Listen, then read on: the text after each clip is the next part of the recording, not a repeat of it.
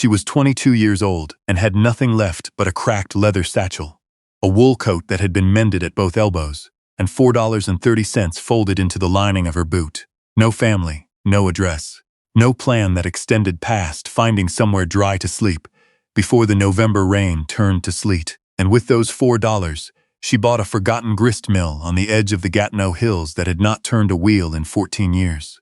But what nobody knew, what she herself would not discover for weeks, was that beneath the floorboards of the miller's room, someone had hidden something meant to be found, and what was written inside it would change the entire course of her life. If you're new here, pull up a chair. This story is worth hearing all the way through.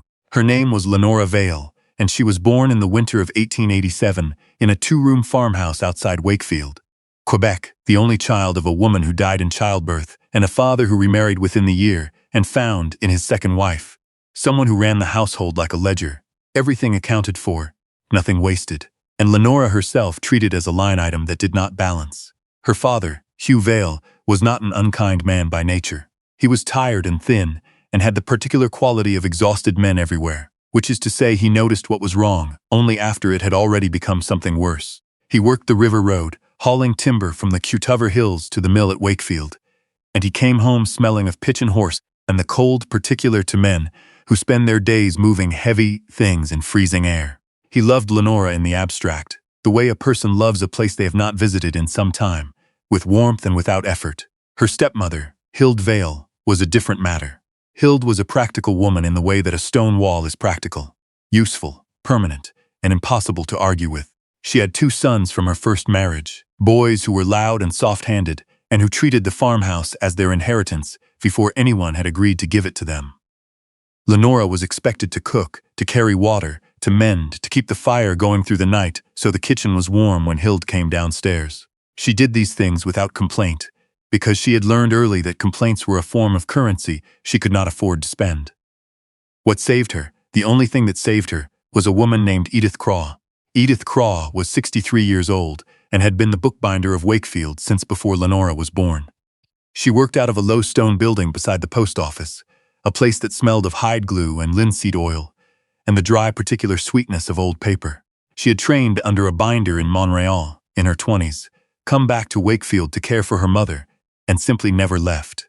She bound church registers and ledger books and school primers, and the occasional volume of poetry for the minister's wife. She did the work with a precision that was its own form of pride. Lenora had first appeared at Edith's door at the age of 9, carrying a torn copy of a natural history book she had found in the church donation box and could not bear to see destroyed. Edith had looked at the book, and then at the girl, and said, "Come in, hold this." She had handed Lenora a bone folder and shown her how to score a page without tearing the grain, and Lenora had done it correctly on the second try, and Edith had said nothing, which was how Lenora came to understand that silence was Edith's version of praise. She came back every Saturday for 11 years. Edith taught her to disassemble a damaged book without losing the sequence of its signatures, to cut boards on a grain that would not warp, to pare leather to a thinness you could read through if you held it to the light. She taught her to make paste from flour and water, cooked to exactly the right consistency, to identify the quality of a hide by its smell and its stretch, to sew a Coptic stitch and a French link stitch and a long stitch binding that would open flat without cracking the spine. She taught her that the purpose of a binding was not decoration but protection, that the job of the cover was to keep the pages safe long enough for the words inside to do their work. Edith Craw had never married. She had once told Lenora, on a wet October afternoon, while they were pressing a stack of newly covered boards under iron sate, that she had been engaged at 24 to a man who was more handsome than he was honest, and that breaking off the engagement had cost her 3 years of her mother's disapproval and had been worth every day of it. She told Lenora that the most important decision a woman would ever make was not who she chose to love, but what she chose to protect. A book, she said, is just the outside example. What's inside a person? Their skill, their judgment, their understanding of what things are worth. That's what you build the cover to protect. She gave Lenora her bone folder when Lenora turned 20. It was a piece of carved ox bone, worn smooth by decades of Edith's palm, and it fit Lenora's hand as though it had been shaped for her. Edith said it was the first tool she had owned that was completely hers, bought with her own wages from the Montreal bindery the winter she was 22. and that a tool worn that smooth was proof of a life spent doing useful work. Lenora kept it wrapped in a square of soft chamois in her satchel from that day forward. Edith Craw died in the spring of 1908, quietly and without drama, in the way of people who have spent their lives doing careful work and see no reason to change that habit at the end. She left the bindery to her nephew in Montreal, who sold the equipment within a month. She left Lenora her leather-working knives, her copy of Zaehnsdorff's The Art of Bookbinding, and a small notebook of her own observations on materials and methods, written in a hand so compressed it looked like print. Lenora put the notebook in her satchel beside the bone folder. Together, they were her entire inheritance. Not money, not property, not a name that carried weight in the county. Just knowledge made physical, and the memory of a woman who had looked at her clearly and decided she was worth teaching. The morning Lenora was told to leave was a Thursday in November of 1909. Hugh Vail had died in September, a quiet death from a chest illness that had been quieting him for 2 years before it finished. The farmhouse passed, in the way of such things, to Hilda, who was his wife, and through Hilda to her sons, who were his stepsons, and who had always understood the property as theirs in everything but paperwork. Lenora had no legal claim. She had known this for some time. She had simply hoped, in the way that people hope for things they cannot control, that there would be room made for her, that the space her presence had occupied for 22 years would be recognized as having value. It was not. Hild came to her room on that Thursday morning, with the particular expression of a woman delivering news she has rehearsed. She said that the boys needed the room. She said that Lenora was young and capable and would manage perfectly well. She said that there was no malice in it, which was true in the way that a stone wall has no malice. It simply does not move for you. On the table in the kitchen, there was an envelope. Inside it were $4.30. No note. Just the money, in small bills and coins, the way you pay someone for a service you consider already completed. Lenora looked at the envelope for a long moment. She did not argue. She took it, went to her room, packed what was hers into the cracked leather satchel. Her clothes, her coat, Edith's knives, Edith's notebook, the bone folder in its chamois square, and walked out through the kitchen without looking back at Hild, who was standing at the stove with her back turned and her shoulders held in that particular set that means a person has already closed the door in their own mind. Lenora walked south along the river road, with her satchel over one shoulder and her collar turned up against the cold. The river was gray and fast beside the road, carrying ice in its current. The birches on the far bank had gone bare. The sky was the particular white of clouds that cannot decide between snow and rain. She walked south because the road went south, and because she had read in Edith's notebook, in an entry dated the summer of 1889, that the Gatineau Hills were the kind of country that absorbed people who had nowhere else to go. Deep forest, clean water, communities that had been built by people who arrived with nothing and learned to use what the land provided. She walked for 2 days. The first night she slept in a feed room above a stable outside Cascades, buried under horse blankets with her satchel under her head and the smell of hay and manure around her, which was not unpleasant, which was simply warm. The second day she followed the river road east into a river valley she had not been to before, where the hills pressed close on both sides, and the spruce came down to the water's edge, and the light had the particular quality of November light in the hills, thin and honest, with no flattery in it. The town was called Millhaven Bridge. It was not so much a town as the idea of one, a general store, a church of white clapboard, with a bell that had lost its clapper, a blacksmith's shed, and a scatter of houses along the river road, set back behind cedar rail fences. The store was run by a man named August Fewer, who was 67, and who had the expression of someone who has been surprised by very little for a very long time. He was behind the counter when Lenora came in, sorting nails into a tin, and he looked at her boots first, as people who know something about the world tend to do. Boots tell you where a person has been and how they manage themselves. Her boots were worn but oiled. He noted this.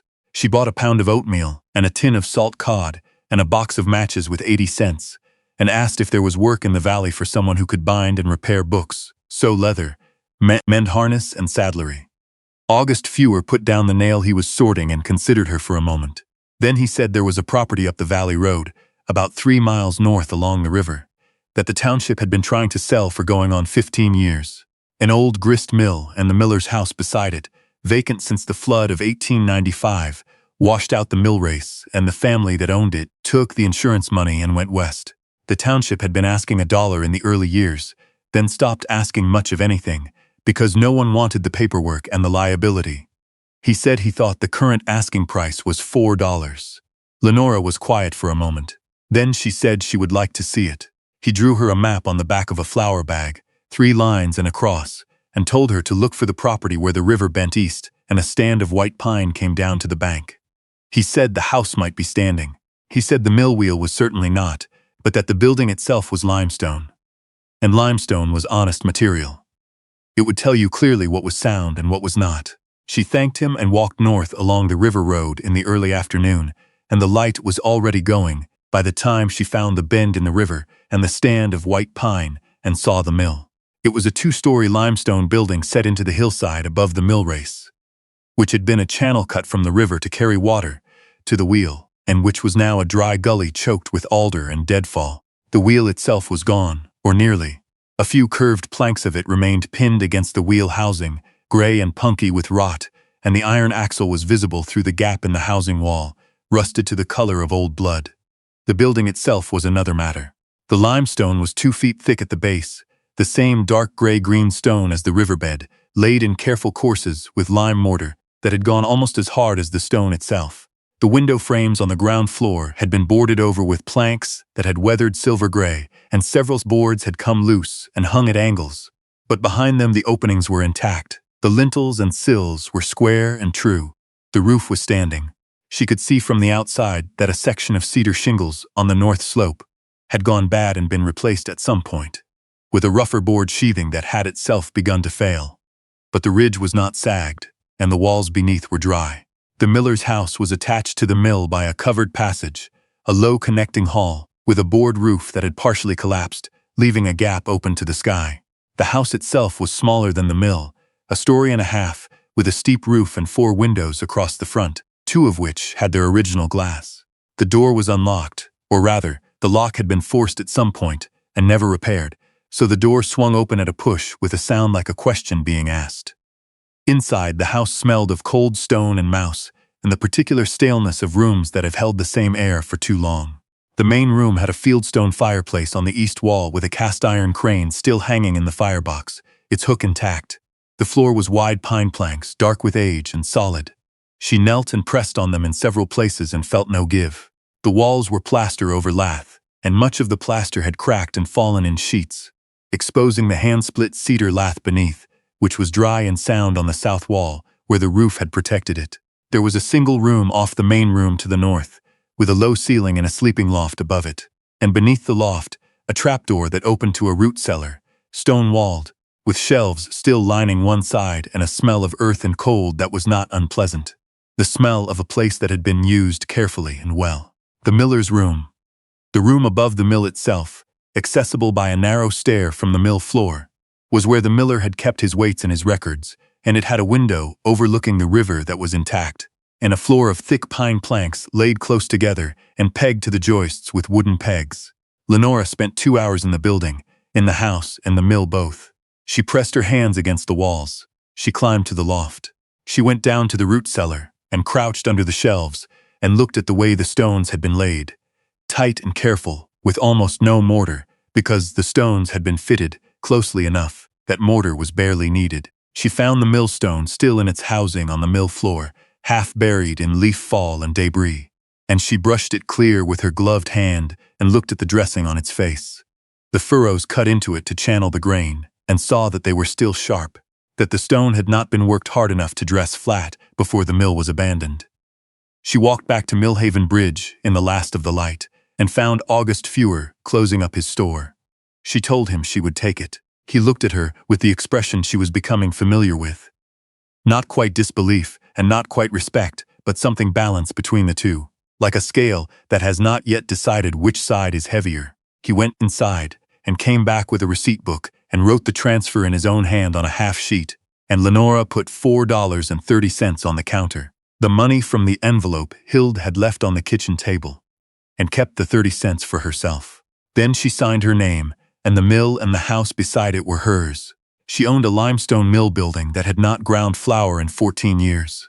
A house with failing plaster and a sagging connecting passage, a mill race that was a dry ditch full of alder, and a floor in the miller's room that she had not yet thought to look closely beneath. She had 50 cents left to her name. She had her satchel, her coat, Edith's knives, Edith's notebook, and the bone folder in its chamois wrapping. She walked north along the river road in the dark and let herself into the miller's house and laid her coat over her on the floor of the main room, close to the fieldstone fireplace, and built a small fire from wood she found stacked under the collapsed section of the connecting passage.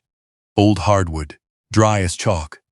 And she lay in the firelight and listened to the sound of the river through the walls, which was not loud but constant, like a conversation happening just out of earshot. She lived in the main room for the first week. She ate oatmeal cooked on the crane over the fireplace, and salt cod soaked in water from the river, and she spent her daylight hours doing the work that needed doing, before winter came entirely. She pulled the loose boards from the window frames and banged them back true with a stone, because she had no hammer. She stuffed gaps in the window sills with rags torn from her spare petticoat. She found 2 intact wooden buckets in the root cellar and hauled water from the river and stored it in the cellar, which stayed above freezing because the earth around it held the season's warmth. On the 9th day, the weather turned. The rain came first, and then the sleet, and by afternoon the river had a skim of ice at its edges, and the wind was coming through the north wall of the connecting passage with a determination that told her the board roof there would not survive December. She turned to the miller's room. She had been avoiding it, for no reason she could entirely name. It was the room that had faced the river and caught the most weather when the roof had been bad, and she had expected the floor to be soft. But when she climbed the narrow stair and tested the boards, they held. More than held.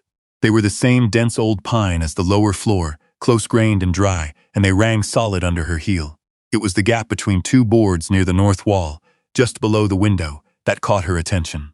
Not a crack, the boards were tight elsewhere, but a seam that ran in a rectangle about 2 feet by 18 inches, with joins on all 4 sides that were too clean, too intentional.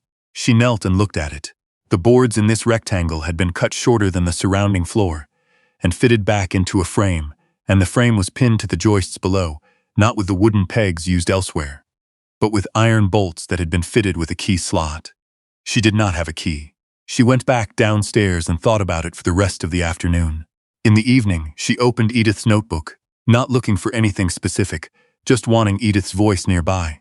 And she found, tucked into the back cover behind the marbled end paper, a small iron key on a loop of twine, the kind of key that looks like it was made to open a correspondence box or a small cabinet. She had not noticed it before because the end paper was glued nearly flat and the key was thin. She sat with the key in her palm for a long time. Then she went upstairs. The key fit, it turned, and the section of flooring lifted out in one piece, the boards joined to their frame with the same precision Edith had used in her cutter.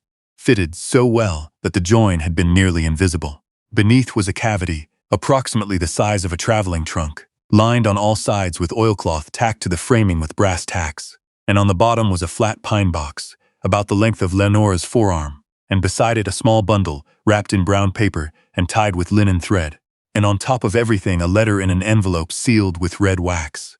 Lenora carried all 3 to the window where the river light came in and set them on the sill. She opened the pine box first. Inside, nested in a bed of wood shavings that had dried to the color of straw, were rolls of paper.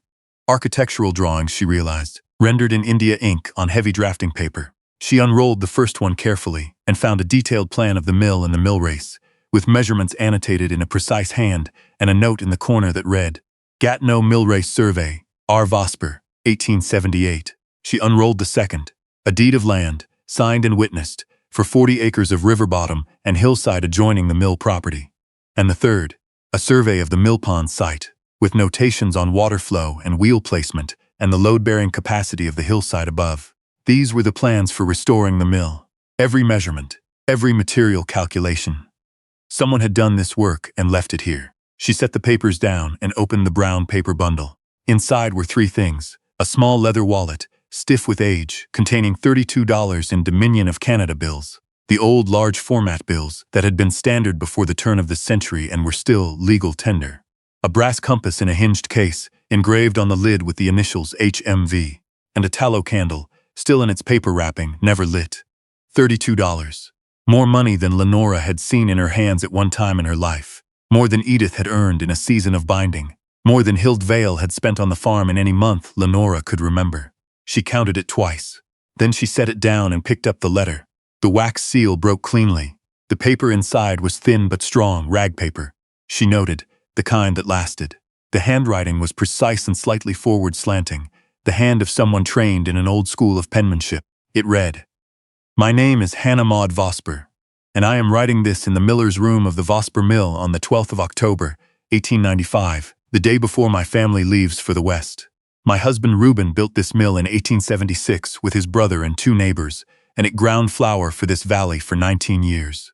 The flood of last April took out the mill race and the wheel, and the repairs would cost more than we have left after paying our debts, and so we are going. I do not go gladly, but I go because a family is a thing you move together or not at all, and Reuben has decided, and he is not wrong.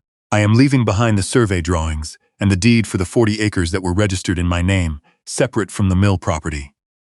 I have spoken to August Fewer, and he has agreed to hold the mill in the township's name until someone comes who will use it.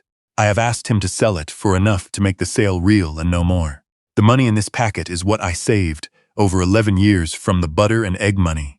A little each month, put away in this box, because I believed that a woman should have something of her own that did not pass through her husband's hands. Not because Reuben was untrustworthy, but because ownership itself teaches you things that dependency cannot. The compass belonged to my father. I am leaving it because this mill was the truest place I ever lived, and I want something of his to stay here. To whoever finds this, I do not know your name or what brought you here, but if you have lifted this floor and found what is beneath it, you have already shown that you look at things carefully. That is the first quality this mill requires. Use the drawings. The mill race can be rebuilt. Reuben's notes are in the margin. The 40 acres are yours with the deed. August Fewer can register the transfer. The mill can grind again if someone is willing to do the work slowly and without hurrying the parts that need time. We were happy here. The river is good company once you learn its moods, and the valley grows everything if you treat the soil decently. I hope you will find it as kind as we did. Make something of it. That is all I ask." Hannah Maud Vosper, written in the mill she loved, on a cold October morning, with the river running high outside the window. Lenora read the letter twice, and on the second reading, she set it down on her knee and looked out the window at the river, which was dark and moving fast between its ice-edged banks, and she stayed like that for a long time without moving. She did not cry the way people cry in stories, with drama and noise. She cried the way people cry when they have been carrying something for so long that they have stopped noticing the weight, and then someone lifts it from their shoulders, and the absence of it is almost more than they can hold. Quietly, with a gratitude that had no words, only the physical sensation of something releasing. She did not spend the money all at once. She was not a woman who had ever had money, and she understood, in the way that Edith had taught her to understand materials, that the value of a thing lay not in what it cost, but in what it could sustain. She went back to August Fewer's store the next morning, and bought a hammer, and a box of nails, and a roll of roofing felt, and 20 pounds of oatmeal and a pound of tea, and paid for it with a $5 bill, and felt the strange steadying sensation of being a person who could make a purchase without calculating which need it displaced. She told August about the drawings. He knew about them. He had been the one Hannah asked, 19 years earlier. He looked at her carefully and said, she was a particular woman. Said she'd know the right person would come. He said it without further comment, which was its own kind of statement. He told her about a man named Orson Galt, who had been a millwright before his knees went, and who still understood millwork better than anyone in the valley, and who lived on a side road 2 miles east of the village. She went to see him the following day. Orson Galt was 71 years old, short and dense, and weathered all over, with hands that seemed to belong to a much larger man and eyes that assessed things in the way of people who have spent their lives measuring tolerances. He came to the mill on a Friday, walked the mill race ditch from the river intake to the wheel housing, without speaking, came back and looked at Reuben Vosper's drawings for 20 minutes, and said, "The mill race is the first thing. Without water you have nothing."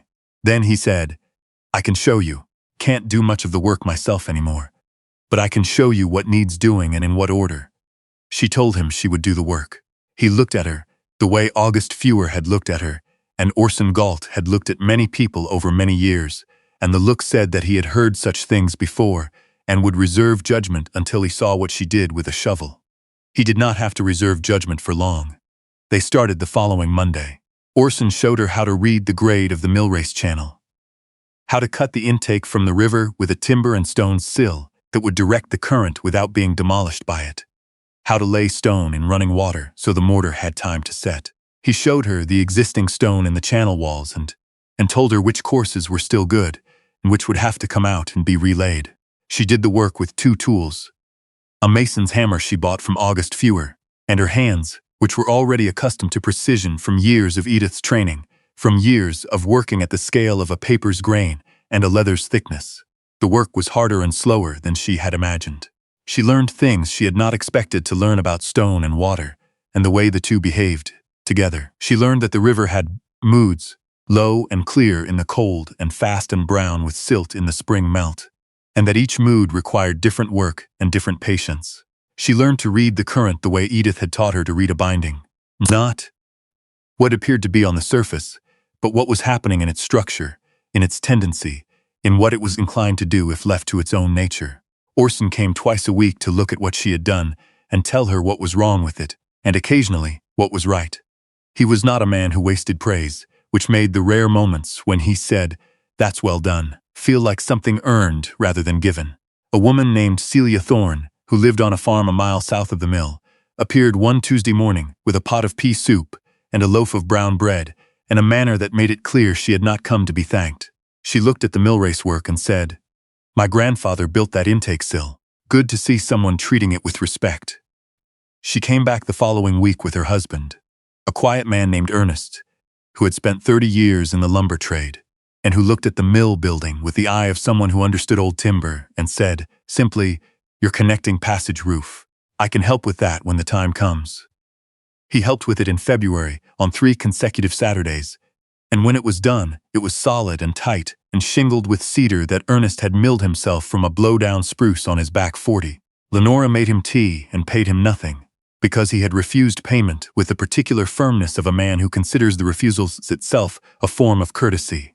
A woman named Blythe Willette, who kept bees on the hillside above the village and sold honey at the general store, brought Lenora a jar of buckwheat honey in December and stayed to look at the drawings pinned to the mill wall and asked questions that showed she understood more about water management than Lenora had expected.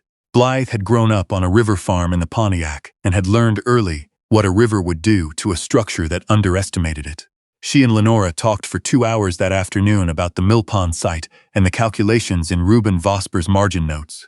And when Blythe left, she said, "I'll come back when you get to the wheel housing." She did. The valley had a way of showing up when it was needed. Not in organized groups, not with announcements or ceremonies, but in ones and twos with a specific thing they could offer, in a manner that made clear they expected nothing in return beyond the thing being accepted. Lenora came to understand this as the grammar of the place, the way the community expressed itself, through the steady accumulation of small practical acts, each one a sentence in a conversation that had been going on since before any of them were born. She registered the 40-acre deed at the county office in Chelsea in January, walking the 8 miles each way on packed snow and weather that was cold enough to make her ears ache. The clerk looked at the deed, at Hannah Vosper's name on it, at the date of 1895, and then at Lenora and said, "This has been sitting waiting for someone. Looks like it found the right party." He wrote the transfer in the county register in a handwriting that slanted left, which Lenora noted was unusual, and filed the original deed in the county archive, and gave her the copy, which she brought home and put in the pine box with the drawings. She worked through the winter on the house. She replastered the south and east walls with lime plaster mixed from a bag of lime.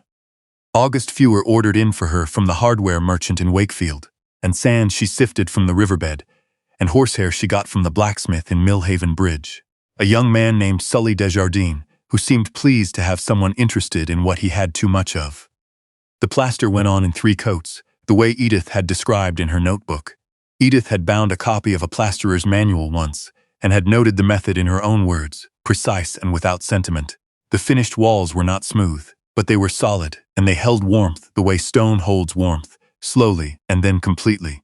She repaired the mill floor in the main grinding room, pulling out the rotted boards and replacing them with planks she cut from a fallen pine in the woodlot behind the millpond site, dragging them out of the snow on a wooden sled she built herself from scrap. She repointed the stone in the wheel. Housing with mortar, she mixed in a wooden box in the mill building, keeping a small fire going nearby to keep the water from freezing before it set.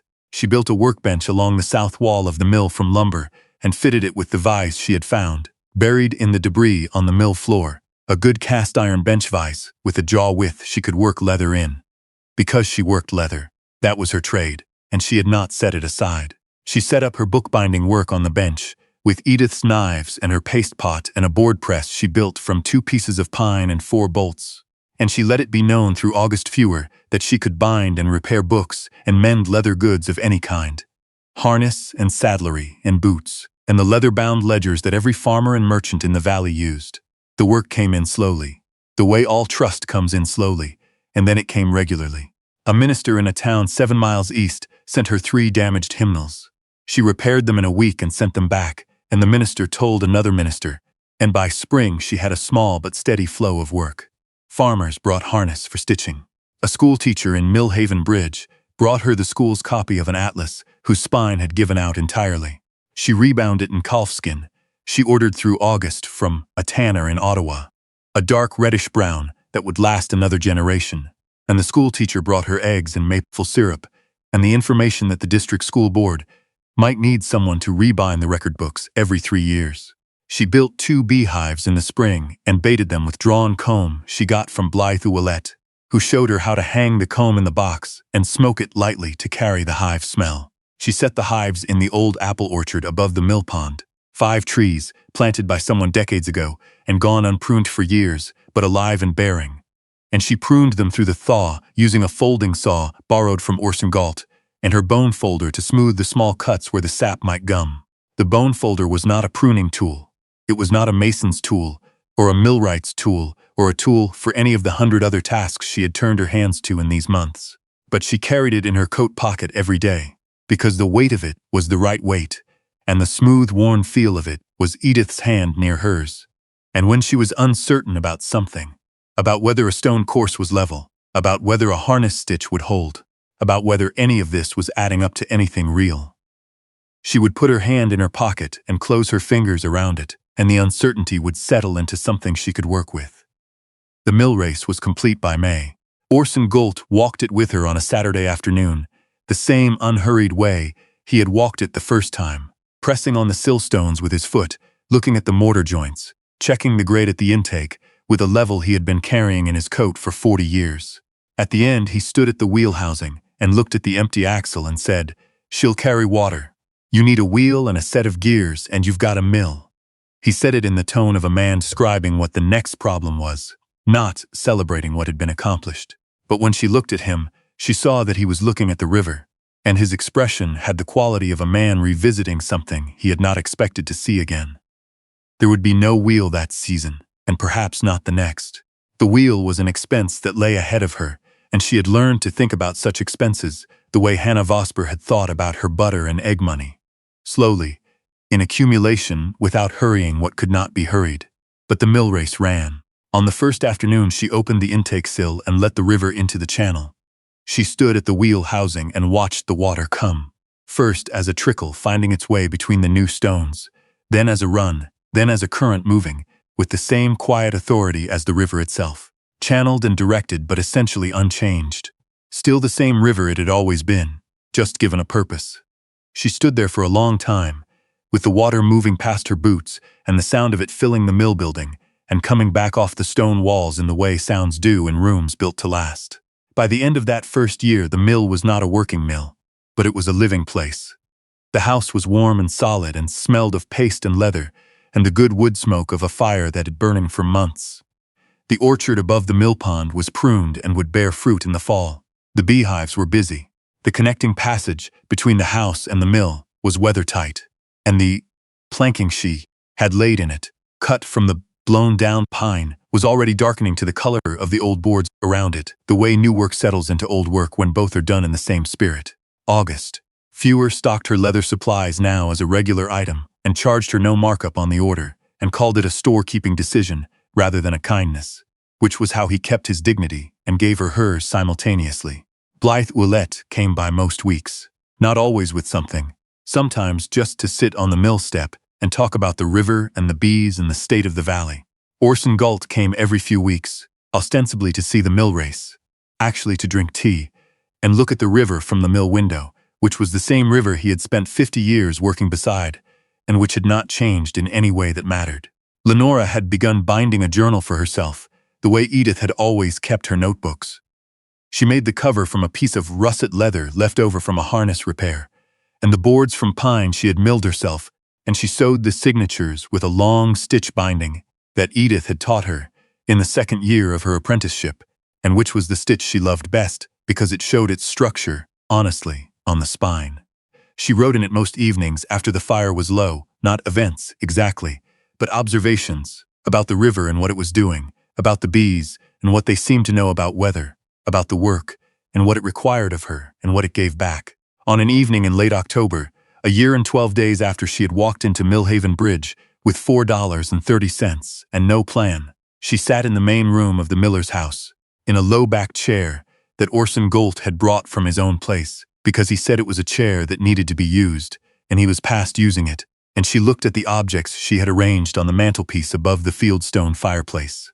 Hannah Vosper's letter, folded and replaced in its envelope, the pine box with the drawings and the deed, Edith's notebook in its worn cloth wrapper, and her bone folder resting on top of Edith's notebook in the way a hand rests on a shoulder, not holding, just present. She thought about Hannah Vosper, who had built a life in this valley, with a husband who understood stone and water, and who had left behind a careful record of everything she knew, so that the next person who came would not have to start from nothing. She thought about Edith Craw, who had understood that the purpose of a binding was to protect what was inside, and who had spent her life applying that understanding to everything, to books, to knowledge, to the young girl who came to her door with a torn book and an attention that was worth cultivating. She thought about her father, Hugh Vail, who had loved her in the abstract and allowed, through his exhaustion, the concrete reality of her removal. She found she could think about him with something other than grief now. Not forgiveness exactly, which implies a wrong acknowledged, but something quieter. The understanding that most people act according to what they can hold, not according to what is right.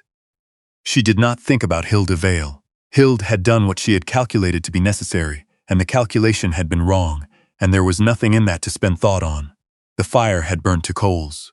The river was moving outside the wall, audible through the stone, constant and unhurried. The bees were long settled for the night, and somewhere up in the orchard, one of the apple branches was rubbing against another in the wind, making a sound like a slow conversation. She looked at the bone folder on the mantelpiece, worn smooth by Edith's decades, and then her own year of daily use.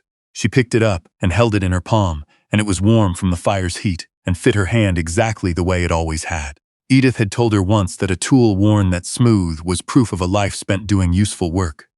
She had been talking about the folder itself, but sitting in that room, with the river outside and the coals going orange and the smell of the mill and the leather and the paste all around her, Lenora understood that Edith had been talking about something larger, that the useful work was not just the bookbinding, not just the mill race, not just the plaster on the walls, or the harness stitching, or the beehives in the orchard. The useful work was the building of a life that could be inhabited, not borrowed, not permitted, not occupied on someone else's terms, but genuinely, entirely hers. Lenora Vail was 22 years old when she walked out of the farmhouse in Wakefield with $4 and a satchel, and the particular clarity that comes from understanding that nothing behind you is going to change. She had no plan beyond the next meal, and no family beyond the memory of a woman who had taught her to work with precision and without apology. She spent those $4 on a forgotten mill in a river valley she had never seen, a building with a broken mill race, and a house with failing plaster, and a floor in the miller's room she had not yet thought to look beneath. It was the most important thing she ever bought. And somewhere in the Gatineau Hills, if you find yourself on a river road in October when the birches have gone gold and the water is running fast and cold, and you see a limestone mill above a mill race, with the wheel turning and smoke from the chimney of the house beside it, and the smell of wood smoke and something warm drifting out from under the door, that is a place that knows its own name. And the woman inside it does too. Will ask you the same thing Hannah Vosper would have asked, and Edith Craw would have asked, and Lenora herself still asks on quiet evenings when the fire is low and the river is talking outside the wall. What have you left beneath your own floor, buried carefully, wrapped in something that will hold, waiting for the right person to come along and lift the stone.